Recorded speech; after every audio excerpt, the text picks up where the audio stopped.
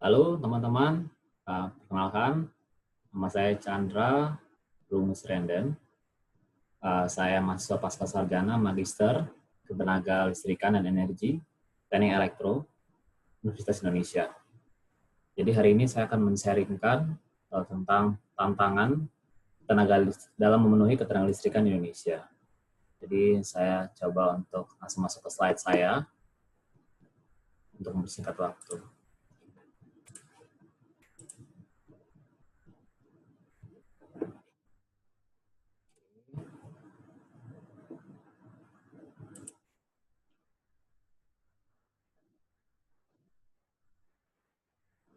Oke, jadi ini slide saya.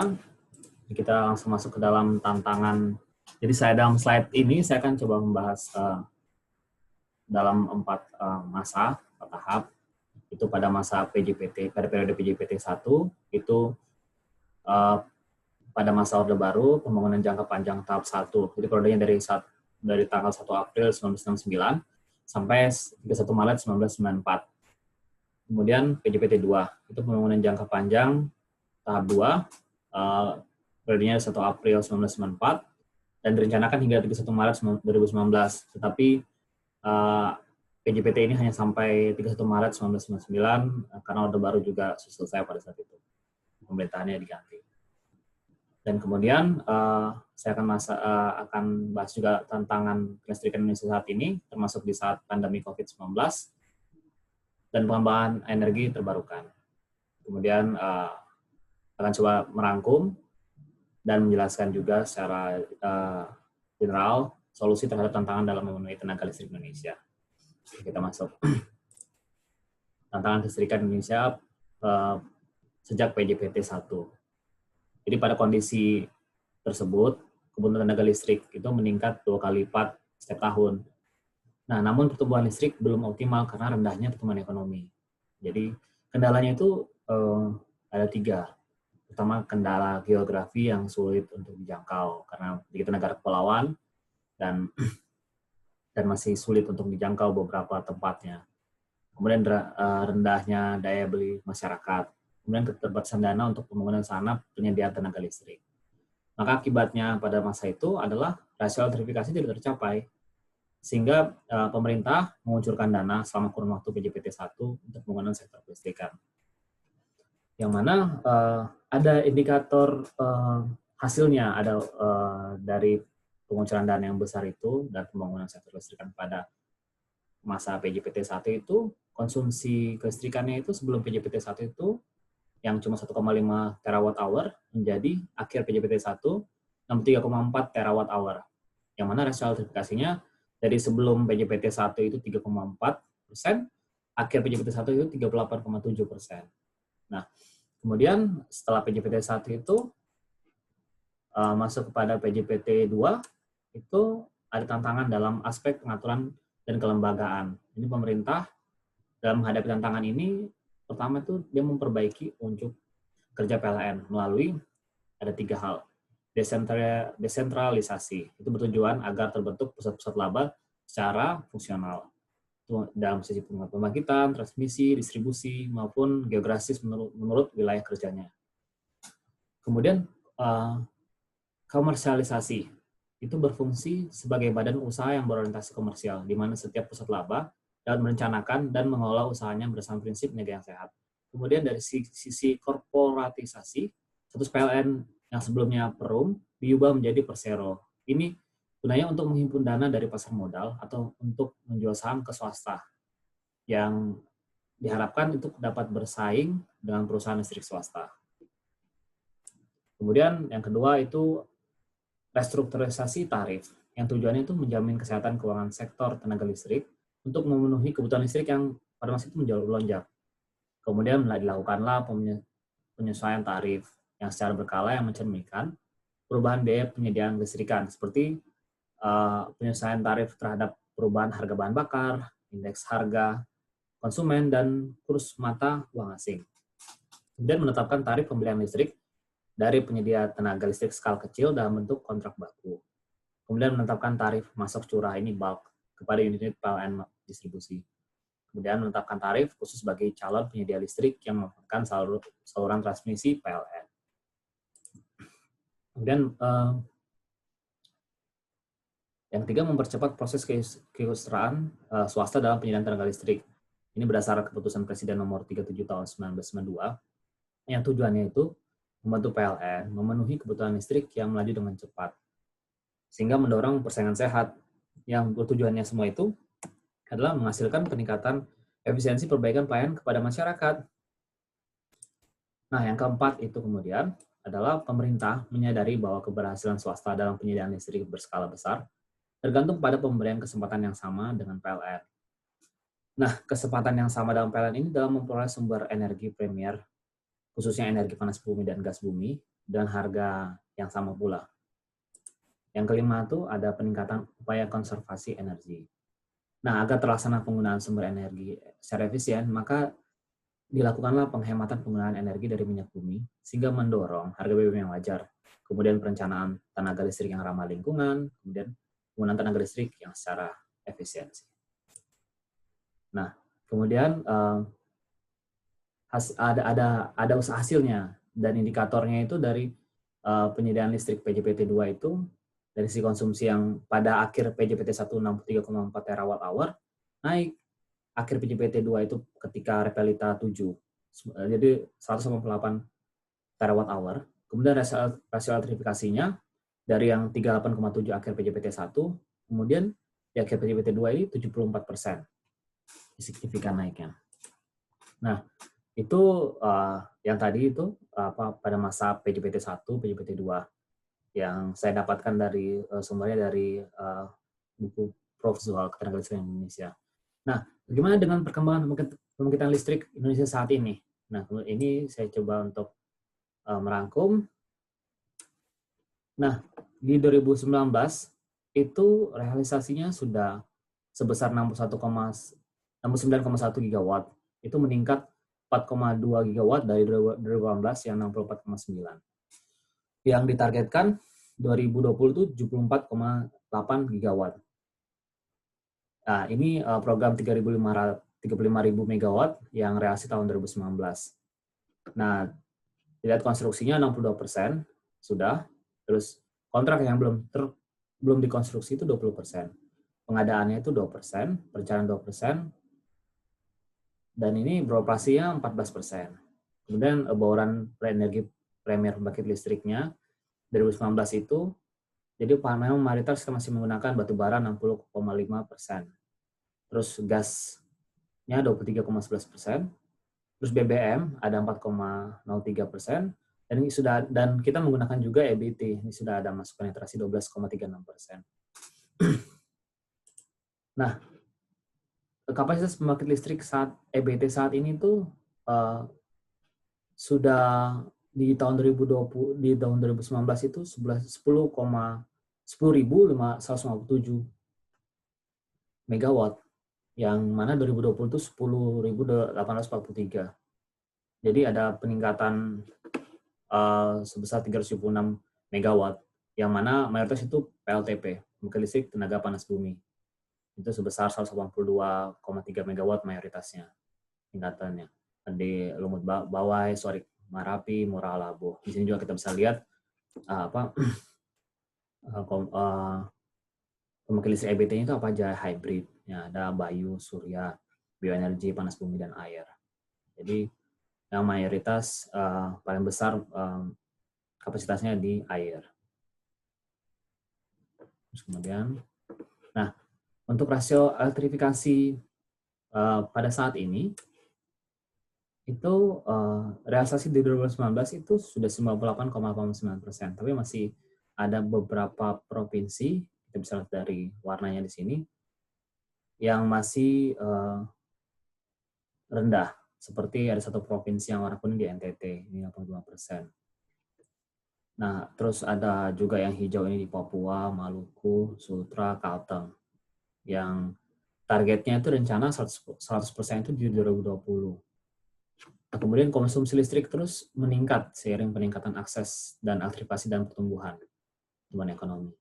Jadi realisasinya targetnya 2019 1.200 kWh per kapita, tapi realisasinya cuma 1084, yang mana target nanti itu 1142 di 2020.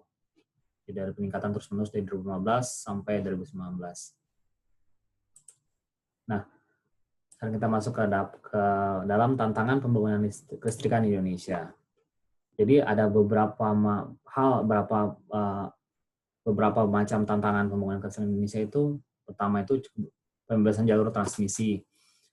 Jadi yang melewati hutan lindung itu memang susah untuk pembebasan jalur transmisinya. Jadi ada banyak peraturan yang harus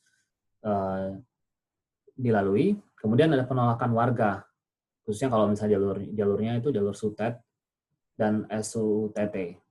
Nah, kemudian mahalnya biaya transportasi dan pembangunan ke pedalaman. Ini karena daerah pedalaman itu susah, belum ada aksesnya, jadi transportasinya pun mahal. Kemudian masalah finansial kontraktor, kemudian ini kendala geografi dan sarana di wilayah 3T, terdepan, terpencil, dan tertinggal, ini yang akibatnya menjadi mahalnya biaya transportasi dan akses ke sana. Kemudian keterlambatan material proyek dan tenaga kerja, khususnya pas pandemi ini. Karena COVID-19 ini banyak tenaga kerja susah, kemudian material proyek pun susah, terus kemudian dampak lingkungan seperti pencemaran udara akibat PLTU. Dan tantangan yang lainnya pun rasio elektrifikasinya belum 100%.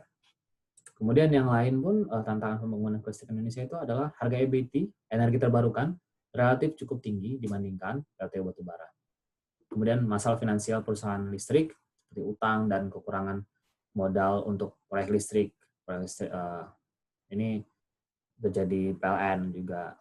Nah, terus kemudian tantangan lainnya ketersediaan energi premier, khususnya minyak bumi dan gas alam yang semakin menipis. Kemudian pembangkit energi terbarukan yang less cost dan capacity factor yang bagus itu seperti PLTA, PLTM, mikrohidro, dan pembangkit tenaga panas bumi itu umumnya terletak di daerah yang jauh dari pusat beban, sehingga membutuhkan waktu relatif lebih lama dalam pembangunan. Terus pembangkit energi terbarukan ini bersifat intermittent seperti LTS dan LTB dan biogas, itu memerlukan kesiapan sistem untuk menjaga kontinuitas pasokan tenaga listrik. Jadi PLTS itu tergantung dari intensitas cahaya matahari, terus PLTB tergantung dari angin, dan biogas ini tergantung dari material seperti kotoran sapi, ketersediaannya seperti itu, kotoran sapi. Nah, terus kemudian tertundanya pengembangan proyek energi terbarukan. Jadi ketika saya mencari dari International Energy Agency itu memprediksi tahun ini karena COVID, penambahan kapasitas listrik dari EBT itu turun 13% dibandingkan tahun 2019. Nah, kemudian terjadi juga turunnya permintaan listrik menyebabkan oversupply dan kemungkinan mundurnya proyek listrik 35 gigawatt. Jadi ini pun karena pandemi seperti ini, jadi penurunan konsumsi listrik. Jadi penurunan permintaan pada saat ini mengakibatkan di Jawa Bali ada 3.000 megawatt pembangkit yang shutdown. Nah, seperti itu. Yang mana dari penelitian dari Institute of Essential Service Reform, itu mencatat kelebihan pasokan atau oversupply pembangkit listrik PPLN saat ini mencapai 30-40%. Kelebihan itu khususnya terjadi di Pulau Jawa dan Sumatera. Nah, tantangan juga terjadi dalam pengembangan energi terbarukan, yaitu beberapa sistem kelistrikan PLN ini sulit menerima energi terbarukan karena saat ini sistem kelistrikan di PLN oversupply. Kemudian kemampuan jaringan PLN dalam menerima pembangkit energi terbarukan yang intermittent menyebabkan naiknya biaya investasi dari sisi pengembang dan PLN sehingga mempengaruhi dampak ekonomi terhadap visibility pembangkit variabel atau yang intermittent seperti ini. Seperti penambahan automatic generation control, forecasting generation yang harus presisi, termasuk automatic dispatch system, dan harus upgrade skala, dan seterusnya. Dan penambahan spin reserve capacity untuk backup pembangkit, itu merupakan biaya tambahan bagi PLN. Grid code enforcement juga merupakan biaya tambahan bagi IPP dan PLN. Nah, ketiga tuh beberapa daerah dengan potensi pengembangan energi terbarukan intermittent yang cukup bagus memiliki pelanggan yang relatif kecil, sehingga pengembangan pembangkit energi terbarukan intermittent tersebut hanya mendapatkan porsi atau kuota megawatt yang kecil pada RUPTL, dan pengembangan pembangkit EBT intermittent ini tidak dapat mencapai nilai keekonomiannya. Nah, kemudian di dalam permen perindustrian ini, itu disebutkan bahwa TKDN modul surya harus mencapai minimal 50% pada Januari 2019 dan minimal 60% pada Januari 2019. Namun pada kenyataannya itu pabrikan modul surya lokal dalam negeri ini itu baru hanya mampu mencapai 40% sampai 3,5%, sehingga pencapaian tersebut belum bisa diterapkan. Nah, tantangan kelistrikan Indonesia yang lain pun itu rasio elektrifikasi. Seperti saya jelaskan sebelumnya, realisasi 2019 itu baru 98,89. Jadi masih ada sekitar 1,11% atau sekitar 29 juta penduduk Indonesia yang belum menikmati, khususnya daerah 3T ini, daerah terjauh, terdepan, dan tertinggal. Nah, kemudian pertumbuhan PDB itu mempengaruhi konsumsi listrik. Jadi ini dari sumber World Bank, kita lihat di sini grafik pertumbuhan GDP-nya itu meningkat, dan juga karena meningkat ini juga mempengaruhi juga konsumsi listrik. Jadi GDP dan PDB atau GDP ini itu mempengaruhi konsumsi listrik juga. Nah, seperti di sini kita lihat di sini. Konsumsi listrik per kapita di Indonesia dari 2009-2017. Nah, ketika di tahun 2017 ini ada peningkatan sebesar 1,7 kali lipat dari tahun lalu, dari tahun 2016. Di saat yang tahun 2007 ini terjadi PDB Indonesia juga tuh naik dari $2.254 menjadi $3.846 US. Nah, ini terlihat juga apa PDB itu mempengaruhi konsumsi listrik. Nah, tantangan lainnya itu pada saat pandemi COVID-19 ini. Rendahnya konsumsi listrik saat pandemi COVID-19 ini. Data dari Direktur Jenderal Ketenagalistrikan Kementerian SDM itu menunjukkan konsumsi pelanggan sosial turun 1,13% dibanding Juni 2019. Konsumsi pelanggan bisnis turun 6,86% dan industri menurun 7,18%. Overall, konsumsi listrik hanya tumbuh sekitar 1% dibandingkan Juni 2019. Terus tapi ada kenaikan di konsumsi sektor rumah tangga tercatat naik hingga 9,24%. Ini kan pengaruh dari WFH, work from home. Jadi dan banyak kita dibatasi jadi hanya bisa di rumah saja, jadi banyakkan penggunaan listrik itu di rumah. Namun prediksi pertumbuhan sampai 2020 pertumbuhan itu minus 6,25%, yaitu turun dibanding dari tahun lalu 2019. Nah, dampak lain itu adalah kontraknya PLN, kontrak take off pay PLN yang ketika saat konsumsi listrik rendah. Jadi kontrak take or pay-nya ini antara PLN dengan produsen listrik swasta itu tuh perjanjian kontrak TOP ini PLN tuh wajib membeli dan menyerap listrik dari produsen listrik swasta sesuai dengan persentase minimal available factor. Jadi maksudnya seperti ini. Sebenarnya analoginya adalah misalnya kapasitas pembangkit perusahaan listrik swasta itu 1.100 megawatt. Nah, sesuai kontraknya, perjanjian kontraknya itu availability factor-nya 75%, maka PLN itu harus membeli setidaknya 75 megawatt. Nah, tapi karena konsumsi listrik rendah, karena kondisi ini, PLN itu berpotensi mengalami kerugian di saat konsumsi listrik rendah di bawah minimal availability factor-nya. Nah, oleh itu, namun terdapat beberapa solusi terhadap tantangan kelistrikan Indonesia yang saya rangkum dan saya coba analisa dan sudah jalan juga di Indonesia, sudah mulai. Itu pertama terhadap PLTU tadi yang menghasilkan dampak polusi udara. Ini sudah ada penggunaan teknologi ramah lingkungan dan efisien seperti pada PLTU ultra super critical yang menggunakan boiler dapat meningkatkan efisiensi pembangkit hingga 15% lebih tinggi dibandingkan non-USC. Dan teknologi USC ini juga membuat emisi yang dihasilkan menjadi lebih rendah sehingga lebih ramah lingkungan. Yang kedua, pengembangan teknologi energi terbarukan ini menjadi salah satu solusi terhadap tantangan kelistrikan Indonesia. dan harus sesuai dengan potensi di daerahnya, di daerah masing-masing di Indonesia. Terus ketiga itu keikutsertaan peran swasta dalam pembangunan pembangkit listrik di Indonesia, seperti pada proyek 35 gigawatt. Jadi untuk penambahan modal investasi. Jadi memang pemerintah PLN itu tidak bisa bekerja sendiri. Jadi butuh juga peran swasta untuk dalam ikut pembangunan kelistrikan di Indonesia. Terus yang keempat tuh pemerintah harus memastikan ketersediaan batu bara PLTU dengan harga terjangkau, jumlah memadai, dan kontinuitas yang terjaga. Karena memang kita masih banyak memiliki batu bara dan biayanya batu bara ini lebih terjangkau dibandingkan menggunakan BBM atau gas. Kemudian subsidi pemerintah dibutuhkan juga, dan revisi peraturan pemerintah dengan melihat tantangan dan perkembangan yang terjadi khususnya dan mendukung mengembangkan energi terbarukan dan elektrifikasi Indonesia. Jadi diharapkan pemerintah masih memberikan subsidi yang tepat dan juga mendukung pengembangan energi terbarukan itu dengan revisi peraturan pemerintah.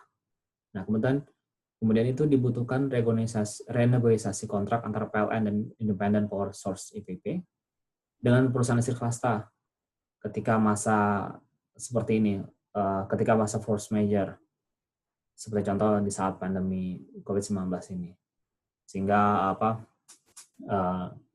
pemerintah dan juga tidak terlalu terbebani seperti itu. Ya, terima kasih. Demikian presentasi sharing saya. Jika ada pertanyaan, bisa mengajukan bisa menulis di kolom komentar, atau bisa menghubungi saya, kontak saya secara langsung di LinkedIn saya. Nanti saya tulis di deskripsi di YouTube ini, di presentasi ini. Ya, terima kasih teman-teman, semoga bermanfaat. Ya, mohon maaf jika ada salah katanya, mungkin kita bisa diskusi dan memperbaiki untuk kemajuan dan pembelajaran kita semua. Terima kasih teman-teman.